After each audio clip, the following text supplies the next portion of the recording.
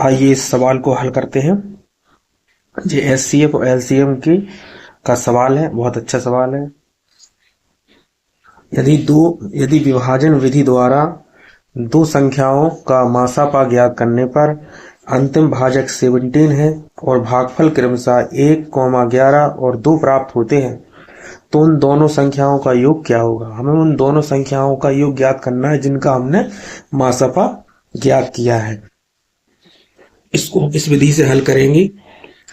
हम मान लेते भी दोनों संख्याएं, माना कि दोनों संख्याएं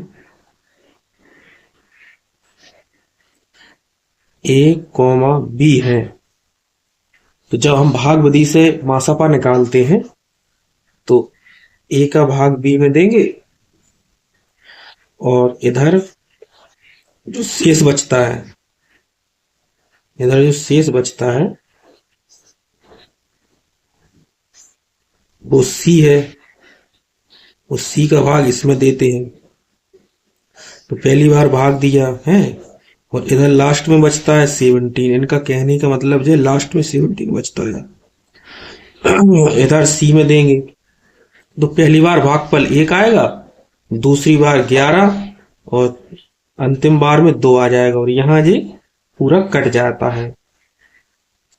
इस तरीके से सवाल है। अब हमें इसमें a और b की वैल्यू ज्ञात करनी है।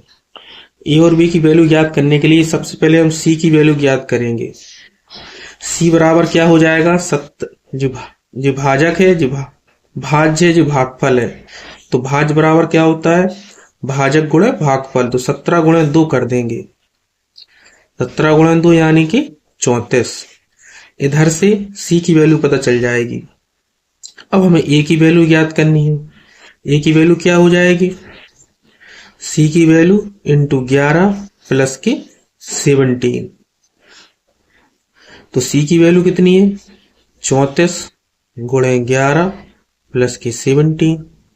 11 चौको 44, 11 तिया 33, 4 37 प्लस के 17, 7 4 11, 8 1 9, 391। इसलिए a बराबर आ गया 391।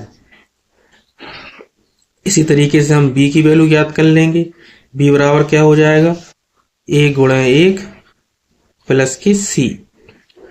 तो a की वैल्यू है 391 गुणे 1, c की वैल्यू अभी हाल हमने निकाली है वो है 34। तो 391 प्लस के 34, 5 9 3 12, 425। b बराबर आ जाएगा 425। इस तरीके से हमने a और b दोनों की वैल्यू पता कर ली। अब हमसे पूछा है a और b दोनों का योगफल।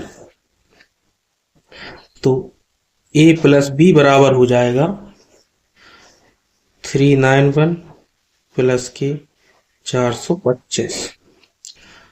6 9 2 11, 4 3 7 1 8, 816 अपना आंसर आ जाएगा। Option number 3।